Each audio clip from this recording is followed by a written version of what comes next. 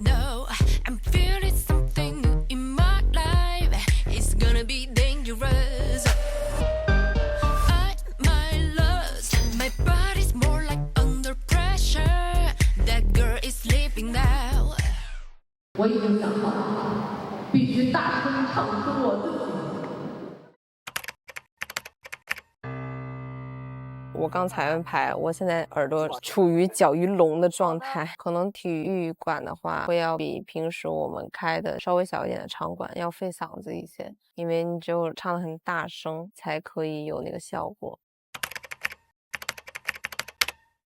这一次我们就是一个走心的采访哈，不摊煎饼。好的，这个杂音是 OK 的是吧？没关系。好，来吧。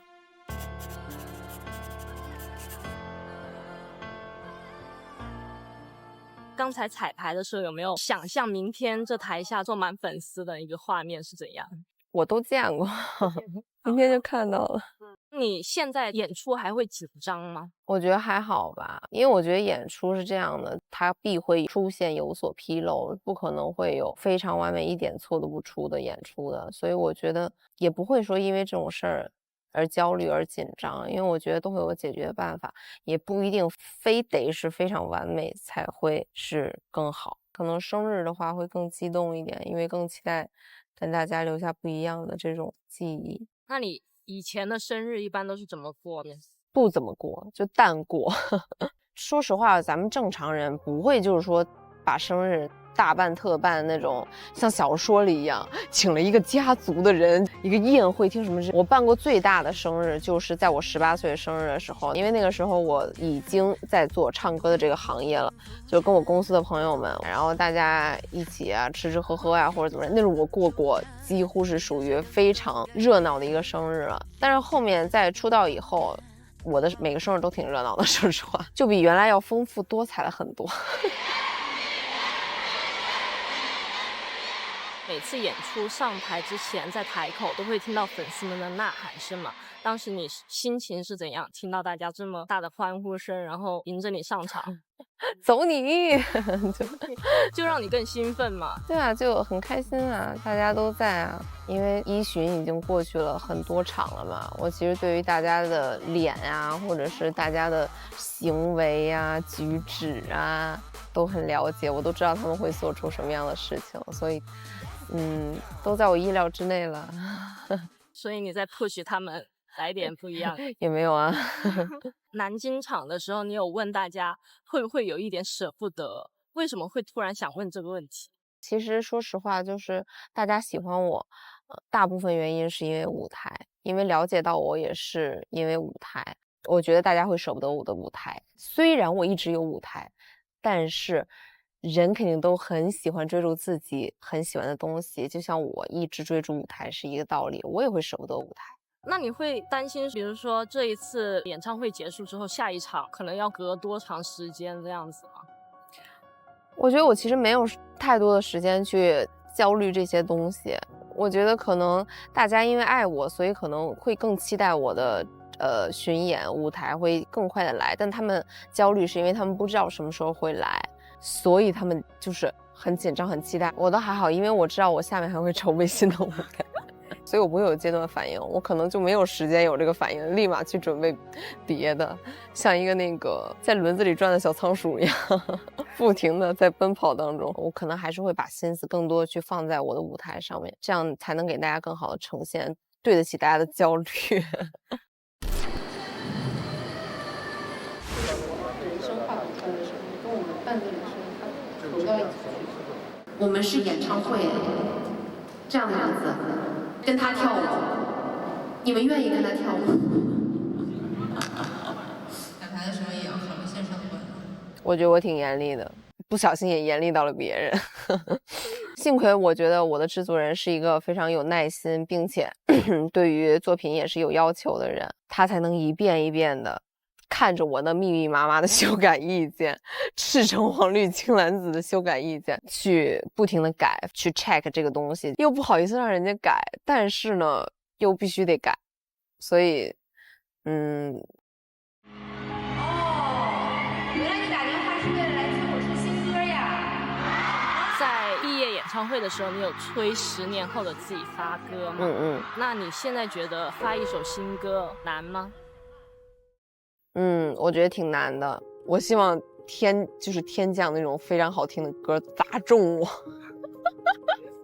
我今天做梦都是这个，真的，我已经每一次都这么许愿，我太迫切了。我喜欢的风格可能就是会比较独特一点，在我历史上留存的歌曲，我还是想要有自己的风格，因为我其实是一个新的歌手，我肯定是要保持自己目前所积攒下来独特的风格。对于情爱会少一点，对于发散式和发泄呀，或者是释放压力会多一点。那可能听我的歌能稍微给大家缓解一下压力，所以这样的话，保持自己风格可能会出歌会慢一点。如果要是想让我出歌快的话，我也 OK 啊，我可以不管质量，对吗？那这肯定不行。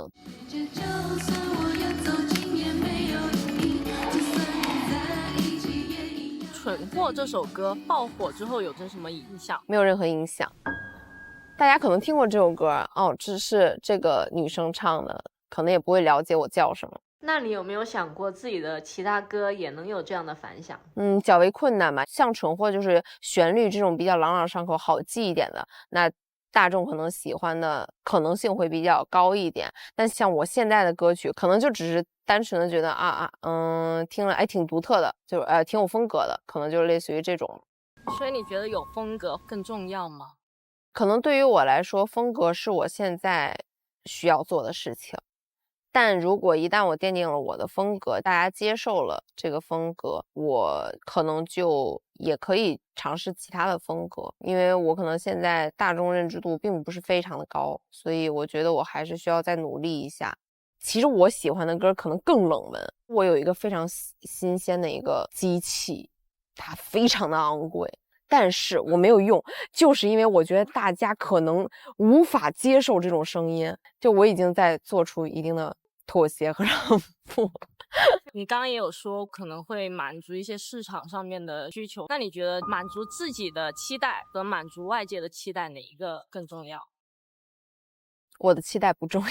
你的期待不重要。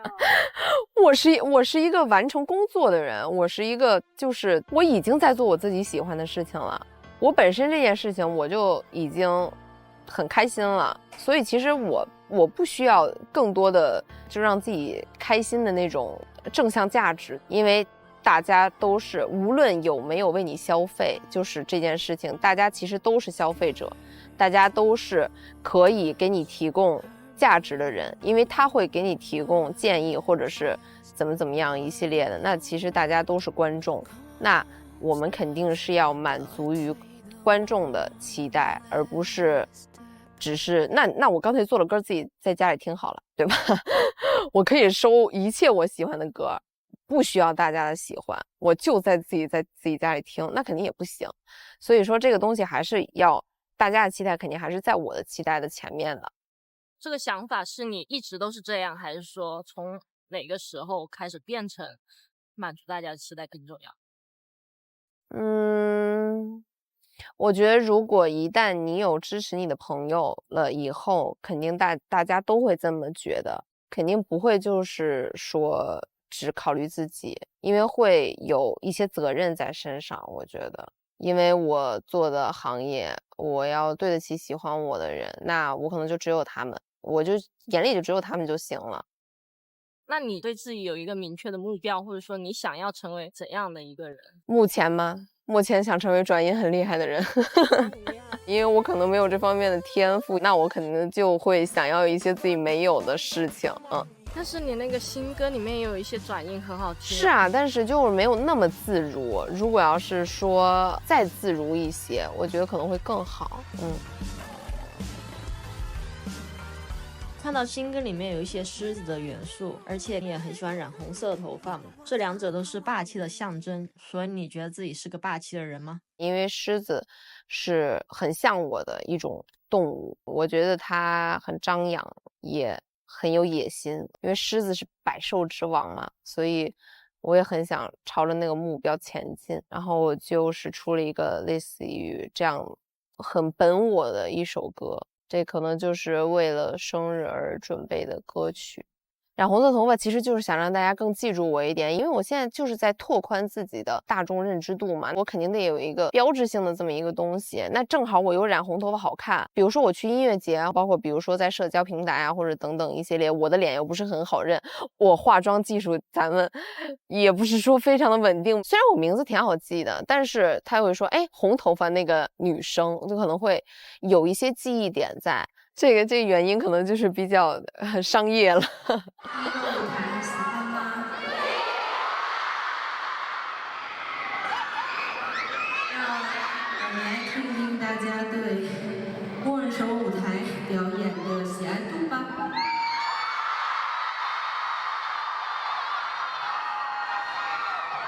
从今天开始，我就要变成小龙女了。其实我感觉你在跟粉丝交流的时候会有一点点小害羞，你觉得是吗？怎么说呢？其实说实话，我私下很少跟人接触，不爱说话。以前我可能更多的是比较考虑自己活的人，只在意自己情绪，类似于这样的一个人。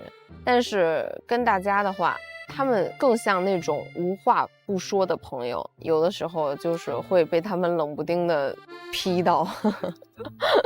发现你讲到他们的时候，你都不自觉的在笑，因为他们本身就会带给人快乐，我觉得。但是，有了他们以后，感觉可能会变得小心一点。因为自己是公众人物嘛，所以就慢慢成长，慢慢长大。我们已经是成熟的女性，对，成熟的少女挺好的呀。